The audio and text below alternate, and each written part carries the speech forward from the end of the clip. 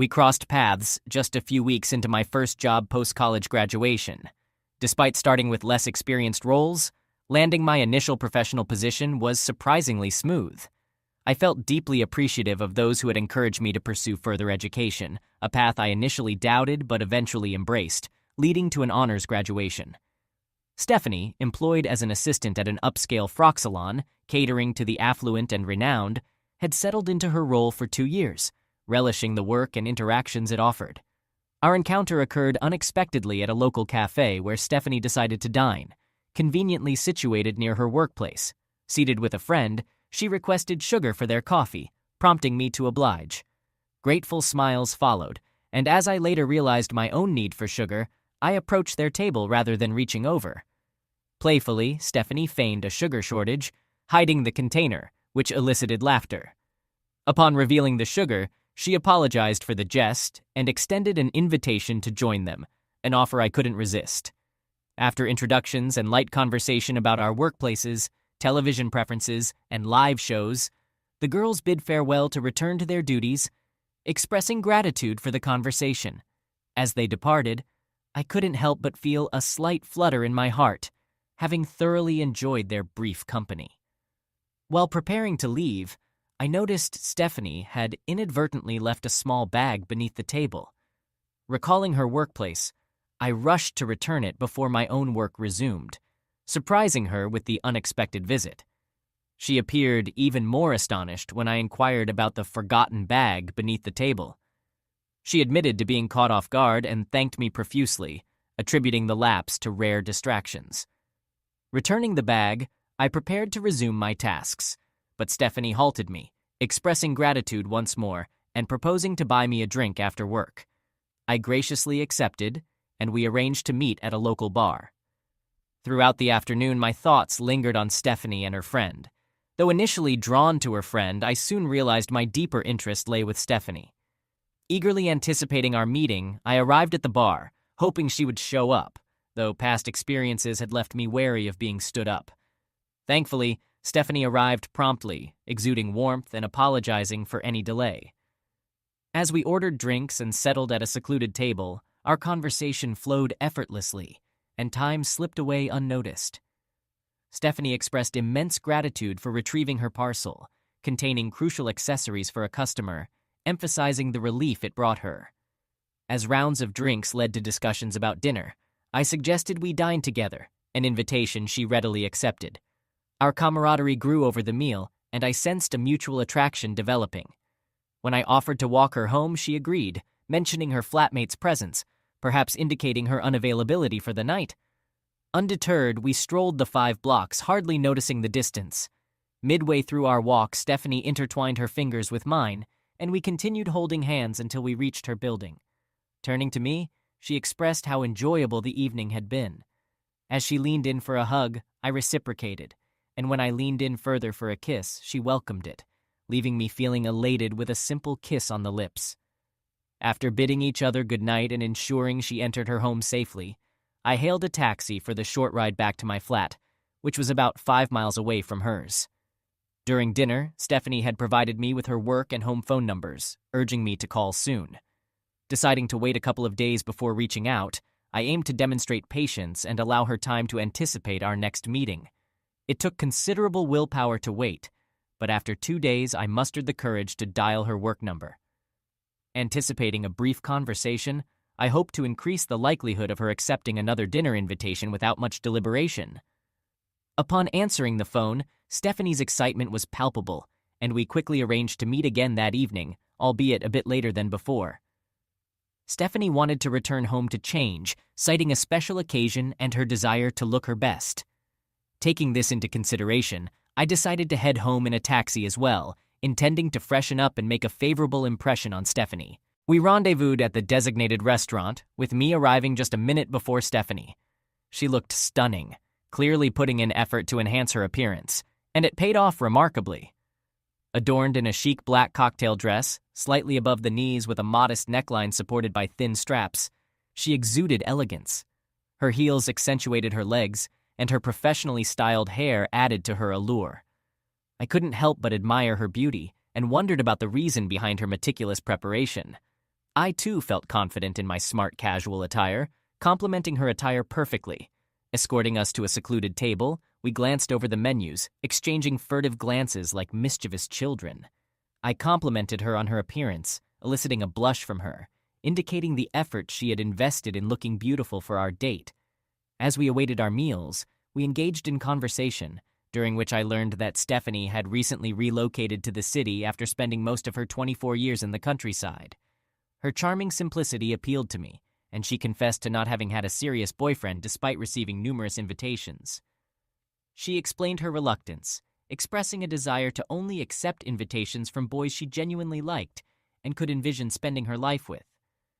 It dawned on me that she must have perceived me as someone she could envision a future with. While I had dated others casually in the past, I had never delved into anything serious or intimate, and it seemed Stephanie shared a similar disposition, suggesting she might be a virgin, a realization I found myself sharing as well. I started pondering whether it was plausible for two individuals aged 25 and 26 to still be virgins in today's era. Our conversation flowed uninterrupted, and before we knew it, the restaurant was closing. Time had flown by as we found ourselves engrossed in each other's company. Sensing the opportunity, I proposed another date, and to my delight, Stephanie promptly agreed. It was evident that things were progressing between us. Since her apartment was nearby, we opted to walk again. This time, Stephanie intertwined her fingers with mine within a few steps, and soon after, I found myself wrapping my arm around her waist. My affection for her deepened with each passing moment. Upon arriving at her flat, Stephanie invited me in to meet her flatmate, Dell, who was awaiting her return.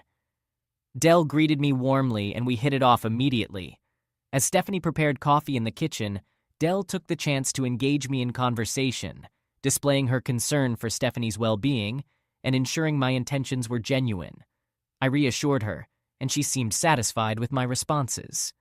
While Stephanie was out of earshot, Dell requested my work telephone number, expressing her desire to speak with me privately tomorrow regarding Stephanie. Although I found it peculiar, I obliged and discreetly handed her my number. The three of us conversed for about an hour until it was nearly 1 a.m. I apologized for the late hour, citing the need for a good night's rest to be productive at work the next day. Despite their amusement, they agreed it was time to part ways. Dell retired to her bedroom, and Stephanie bid me farewell with a goodnight kiss before I departed. She expressed her enjoyment of the evening and eagerly anticipated our next meeting. I had wisely scheduled the following day for our next date, giving us both time to anticipate it. After sharing several kisses, Stephanie bid me goodnight and I headed home, drifting into a deep sleep filled with thoughts of her. The following day, Dell called me at work, seeking a private conversation. I assured her of my availability in my private office. She wasted no time in questioning my intentions toward Stephanie, emphasizing that Stephanie deserved respect and genuine care. Her directness caught me off guard, but I quickly realized Dell's sincere concern for Stephanie's well-being. I assured Dell of my deep affection for Stephanie and my commitment to a serious long-term relationship if Stephanie reciprocated. Dell disclosed that Stephanie was deeply in love with me, which thrilled me.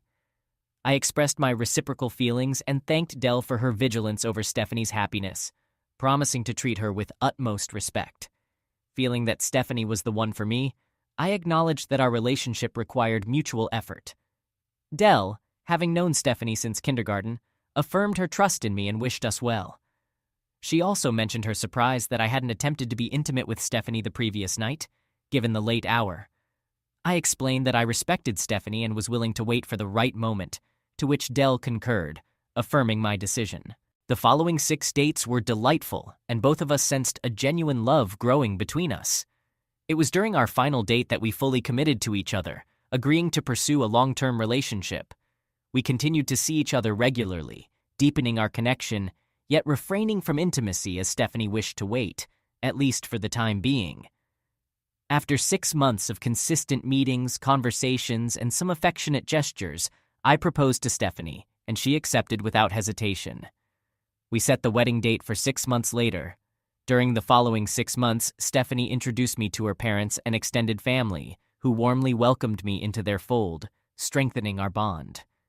Stephanie was overjoyed by their acceptance, further solidifying our love. Similarly, I introduced Stephanie to my family, who embraced her with open arms. It seemed we both had supportive families, setting the stage for our wedding. Our wedding was intimate, attended by close family and a few friends. After the ceremony, we moved to the reception and enjoyed a wonderful meal with our loved ones.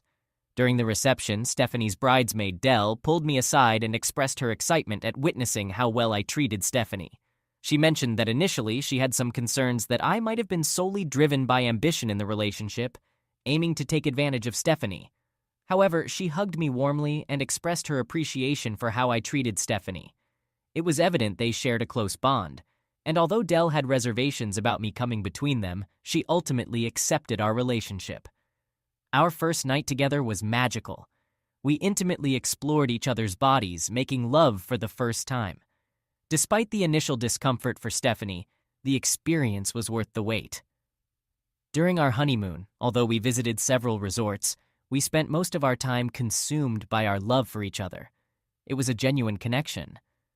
Upon returning from our honeymoon, we temporarily moved into my flat until we found a more neutral place to live. After some searching, we found a charming place of our own and began to settle into married life. Our sexual relationship was fulfilling, and recognizing our mutual inexperience, we even consulted a manual to enhance our intimacy, which proved beneficial. We maintained a close friendship with Dell, who concealed her longing for Stephanie. Our home was conveniently located near Dell's flat, allowing us to spend time together regularly. Eventually, Dell shared the news of her own romantic relationship, and we were genuinely happy for her. The first 2 years of our marriage were prosperous. Stephanie managed not only the shop where she had previously worked, but also a newly acquired business in another neighborhood. With the support of her former employer, we purchased a fashion shop, a decision that was met with enthusiasm and assistance from the previous owner. Stephanie was effectively juggling 2 jobs, including overseeing a shop where a young, highly skilled employee was performing admirably. However, a sudden dilemma arose. While lying in bed one evening after intimacy, Stephanie caught me off guard by expressing her desire to be intimate with another man. I was utterly bewildered by her statement, feeling as though I'd been struck by a heavy blow. I couldn't fathom what prompted Stephanie to make such a request. When I pressed her for an explanation, she attributed her newfound desire to the influence of the girl managing our store, who had been extolling the pleasures of intimacy with multiple partners. Colleen advised Stephanie to explore intimacy with someone else to understand what she might be missing. I couldn't fathom why Stephanie took Colleen's advice seriously. What did she expect would be different? Now, I had to figure out how to put a stop to this nonsensical conversation. Despite my efforts, Stephanie persisted in her desire to be with another man over the next month. I decided to talk to Colleen at her shop, hoping to change her mind and convince her to discourage Stephanie. When I spoke with Colleen, she was upset with me for questioning her advice to Stephanie. She bluntly expressed her enjoyment of diverse experiences and suggested that Stephanie should try being with another man just to understand the difference, not to leave me. I couldn't comprehend her reasoning, and I expressed my confusion, but it didn't make a difference. We parted ways amicably, but she could tell I was angry and wanted her to cease discussing this matter with Stephanie. However, my request fell on deaf ears. Stephanie persisted in questioning my trust in her, insinuating that my concerns about her faithfulness were unfounded. Despite my assurance that I trusted her, I couldn't persuade her about the risks of infidelity and its potential consequences. I cited health risks and other issues, but my arguments didn't sway her. She remained adamant about wanting to pursue another man. Colleen had successfully influenced her perspective, and my attempts to dissuade her were futile. I contacted Dell and briefed her on the situation. She was shocked and found it hard to believe. She assured me she would meet with Stephanie promptly to change her mind. Dell criticized Stephanie for her misguided thoughts. I anxiously awaited Stephanie's return from her discussion with Dell. When she arrived, she appeared flustered and informed me about a disagreement with Dell, during which they exchanged unpleasant words. She accused me of being despicable for informing Dell of her intentions, claiming that now everyone would be aware of her plans. I couldn't comprehend her reasoning. If she wanted to keep her actions private, why would she proceed with them? It seemed that the argument with Dell only fueled her determination as she expressed her intent to pursue another man. With that declaration, it appeared that the matter was settled. I felt defeated. Over the following 2 weeks, I observed Stephanie closely, looking for any indication that she might proceed with her plan. Despite our continued physical intimacy, including frequent lovemaking, there was no indication that she had changed her mind. I still loved Stephanie as deeply as I did before we got married, but I was uncertain about how I would handle the situation if she actually followed through with her intentions. Perhaps this would mark the end of our relationship. I hoped not, but the idea of her being with another man was difficult for me to accept. The dreaded discussion commenced on a Thursday evening upon her return from work. As she began cooking dinner, she abruptly halted and said, "I've invited a man over to our house tomorrow evening so he can sleep with me. I'm informing you beforehand so you can decide whether to witness it or leave, and I'll fill you in afterward. My decision is final, and nothing you say will sway me." I was devastated. I had assumed that if she went through with this absurd idea, she would at least choose a discreet location like a motel, rather than having someone come to our home. How could she do this? Surprisingly, she continued cooking, and we ate in silence, although she conversed about everything except the upcoming night. I was speechless, unable to find words, and had no appetite. After cleaning up and settling in front of the television, she sat beside me, rested her head on my shoulder, professed her love, and hoped I would understand and accept her decision. What a situation. She waited until the program ended, then took my hand and led me to the bedroom where we undressed for bed. After using the bathroom, we got ready to sleep. Stephanie approached me, expressing her love and desire for intimacy. I questioned how she expected me to feel knowing she planned to sleep with another man the next night. She explained it was a learning opportunity for her and reiterated her love for me. Despite my plea for reconsideration, she insisted on proceeding with her plan. Unable to sleep, I spent the night restless, pondering the events of the next evening. In the morning, I once again urged Stephanie to reconsider, but she remained firm. She mentioned leaving work early to prepare for the encounter and asked if I preferred to watch or leave. I struggled to decide throughout the night and still couldn't make up my mind. I didn't want to abandon her with a stranger, yet the thought of witnessing her with another man left me uncertain. I inquired about her preference, to which she responded, "Certainly, I'd prefer you to witness me with another man. I'd rather have you present and aware than be left in the dark. After all, I love you and want us to be together forever." It seemed the decision was final. I resigned myself to observing my beloved wife with another man. Curiously, I asked who the man was. She casually mentioned, "His name is Will, and I met him through Canine." She claimed he had been her best lover, but she had since encountered many others equally satisfying. Despite attempting to focus on work, my mind was consumed by thoughts of Stephanie and how to prevent her from this recklessness. Upon calling the showroom in the afternoon, I learned she had left early, presumably to prepare for the evening. Unable to concentrate, I excused myself early and hurried home. Upon entering, I didn't initially spot Stephanie and wondered if she was truly there. As I approached the bathroom, Stephanie emerged, fresh from the shower, seeking my opinion on her appearance. I've always admired Stephanie's stunning physique and expressed as much. She possesses an elegant stature, perfectly proportioned for her height. Though deeply enamored with Stephanie, doubts now plagued my mind about tomorrow. Once more, I implored her to abandon this foolish notion, yet she remained resolute, insisting on proceeding regardless.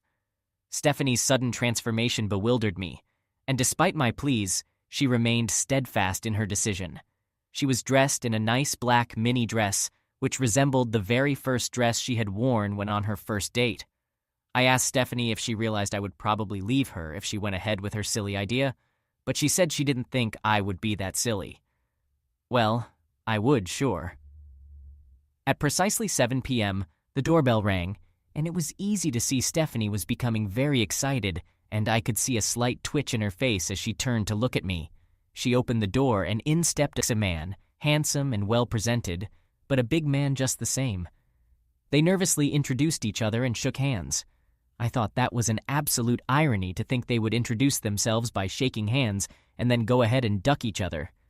Stephanie tried to introduce Will to me, and out of politeness only. I nodded to him, but then told him in no uncertain manner that I thought what he was doing was totally wrong and he should leave immediately. The tension in the air was palpable as Stephanie introduced Will to me, her voice laced with an excitement that stung deeper than any betrayal I had ever known. My nod to Will was nothing more than a formality, a veneer of civility that barely concealed the storm raging within me. The irony of their formal introduction, juxtaposed against the backdrop of the imminent betrayal, was not lost on me. It was a cruel mockery of the vows we once shared, a stark reminder of how far we had strayed from the love that once bound us. As I voiced my disdain for Will's actions, urging him to leave, I caught a glimpse of Stephanie's face, a mix of surprise and defiance. It was then that a plan began to form in my mind, a strategy born not out of a desire to salvage what was left of our marriage, but to ensure that justice, in some form, would be served. My heart, once filled with love for this woman, now harbored only a desire for retribution. Actually, I found myself saying, my voice eerily calm amid the chaos of my emotions, let's see how this plays out. My words were a ruse, a strategic deception designed to catch Stephanie and her paramour off guard. I feigned a twisted curiosity, suggesting that perhaps I could understand her perspective if I witnessed their transgression firsthand.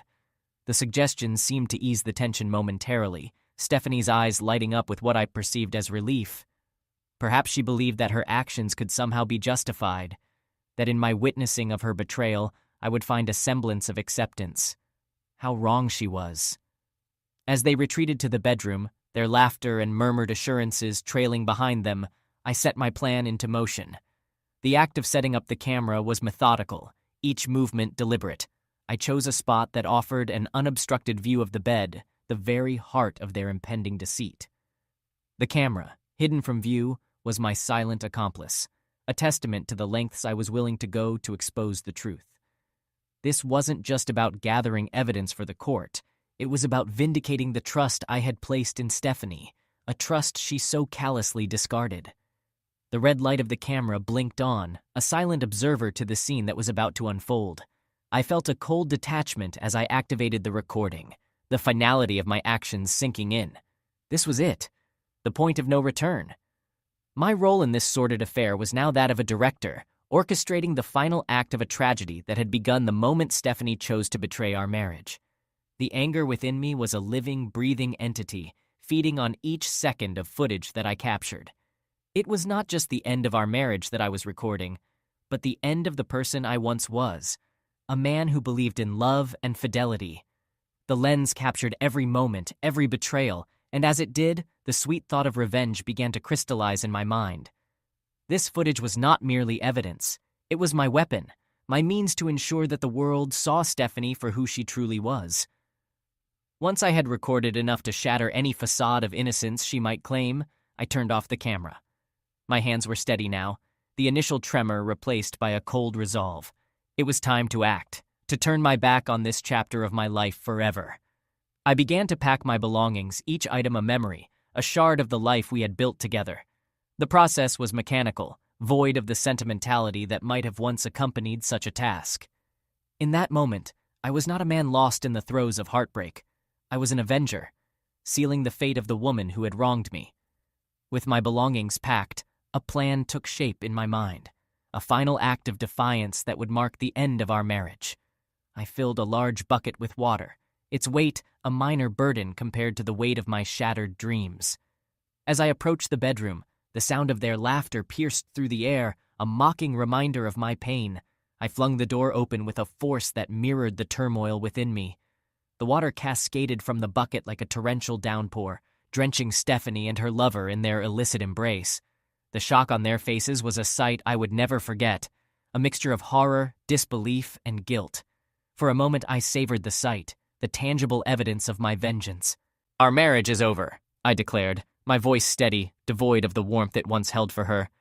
"I'll see you in court." The words were not just a statement. They were a promise, a vow of the justice that awaited her. Without another word, I turned and left, the sound of my footsteps a definitive echo in the now silent room. The deed was done, and with it, a chapter of my life was irrevocably closed. But my plan did not end with that act of retribution. The footage, a damning testament to Stephanie's betrayal, was to be my final strike. I sent the video to all her relatives and to her workplace, a decision not taken lightly but deemed necessary. The fallout was immediate and devastating. Her family, once welcoming and warm, was left in disbelief, their perceptions of Stephanie irrevocably altered. At her work, the video spread like wildfire, a scandal that tarnished not just her reputation, but the very foundation of her professional life. The upscale frock salon, a place where reputation was everything, became a stage for her disgrace. Her colleagues, once friends and confidants, now viewed her with a mixture of pity and disdain. The divorce court was like something out of a TV drama, except this was all too real. There I was, sitting across from Stephanie, who looked nothing like the woman I married. The evidence was damning, and as each piece was laid bare for the judge, I could see the realization dawn on Stephanie's face that there was no coming back from this. Her lawyer tried to argue, tried to salvage some dignity for her, but the footage spoke louder than any words could. It wasn't just about the infidelity, it was the breach of trust, the deceit, the way she had so carelessly thrown away what we had built together. Her relatives were shocked, to say the least. Her mom, who had always treated me like a son, couldn't look me in the eye. Her dad, a stoic man, shook his head in disbelief every time a new piece of evidence was presented. It was clear they were not just disappointed in her actions, but deeply hurt by the betrayal of family values they held dear. And then there was her job. Stephanie had worked so hard to build her career at Frock Salon, a company that prided itself on integrity and professionalism. When the video made its rounds, the fallout was immediate. She was put on administrative leave pending an investigation, and though the details were kept hush-hush, everyone knew. The whispers in the hallways, the averted gazes, the sudden vacancy on the leadership board where her picture had hung proudly, it was the end of her career as she knew it. In the months that followed, Stephanie tried to reach out. She showed up at places she knew I'd be, a shadow of her former self. Her eyes filled with remorse. She sent texts, emails, letters, apologizing, pleading for a chance to explain, to make things right. She said she realized too late that I was her true love, that she had made the biggest mistake of her life. But it was too late for apologies. The damage was done. My heart had hardened to her pleas, the trust irreparably broken. I couldn't find it in me to forgive her, not after everything that had happened. I started anew, a life without Stephanie, focusing on healing and moving forward. I found solace in hobbies I had neglected, reconnected with old friends, and even started dating again, cautiously this time. I learned to trust, to love, but the scars remained, a constant reminder of the cost of betrayal. As for Stephanie, last I heard, she moved away, a bid to start over in a place where her past wouldn't haunt her every step. I hope she finds peace, learns from her mistakes, and maybe, just maybe, finds happiness again.